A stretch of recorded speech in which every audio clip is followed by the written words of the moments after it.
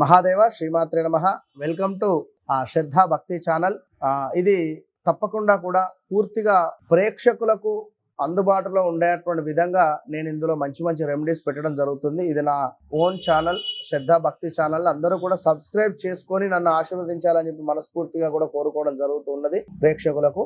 మహాదేవ శ్రీమాత్రే నమః. Welcome to శ్రద్ధ భక్తి. మనము మే నెలలో సంబంధించినటువంటి ప్రిడిక్షను ఈ యొక్క ద్వాదశ రాశుల వారికి సంబంధించి ఏ విధంగా ఉంది అనేటువంటి విషయాన్ని ఒకసారి చూసుకుందాం. మరి ముందుగా మేషరాశి.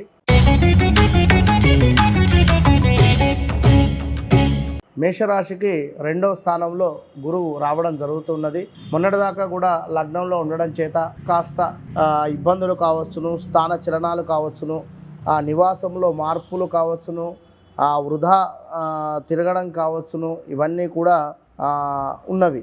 మరి ఇప్పుడు ఈ 2వ స్థానములో గురువు రావడం చేత మనకు ఎలాంటి రిజల్ట్ రాబోతుంది అంటే, కుటుంబ సౌఖ్యము కావచ్చును, కీర్తి వృద్ధి కావచ్చును, ధనాదాయము కావచ్చును, దాన ధర్మానికి సంబంధించినటువంటి ఏమైనా మంచి కార్యక్రమాలకు ముందుకు వెళ్ళడం కావచ్చును, మనోనిబ్బరము, సంతృప్తి, అదేవిధంగా చేస్తున్నటువంటి వ్యాపారంలో కానీ లేదా ఉద్యోగంలో కానీ చక్కగా కూడా కలిసి వచ్చేటువంటి పరిస్థితి కనబడుతూ ఉన్నది.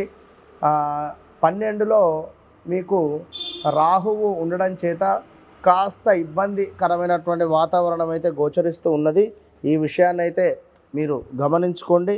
12లో మనకు ఈ యొక్క రాహువు ఉండడం చేత కాస్త అధిక మొత్తంలో ధన వ్యయము కావచ్చును, ఏవైనా ప్రమాద సూచనలు కావచ్చును, ఏదో విచారంగా ఉండేటువంటి పరిస్థితి, ఆలోచన, ఇంకా వ్యయ ప్రయాసలు, శ్రమ అధికంగా ఉండేటువంటి పరిస్థితి ఉంటుంది. ఈ యొక్క విషయాన్ని గమనించుకోండి.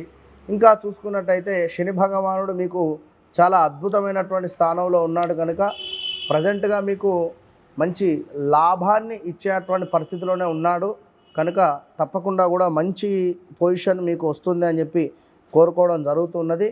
మేషరాశి వారు ఖచ్చితంగా కూడా ఈ యొక్క మే నెలలో గురుగ్రహానికి కానీ అదేవిధంగా రాహుగ్రహానికి అంటే దుర్గా అమ్మవారికి మంచి ఆరాధన చేసుకుంటే అద్భుతమైనటువంటి ఫలితాలు ఉంటాయని చెప్పి చెప్పడం జరుగుతున్నది. మహాదేవ శ్రీమాత్రే నమః.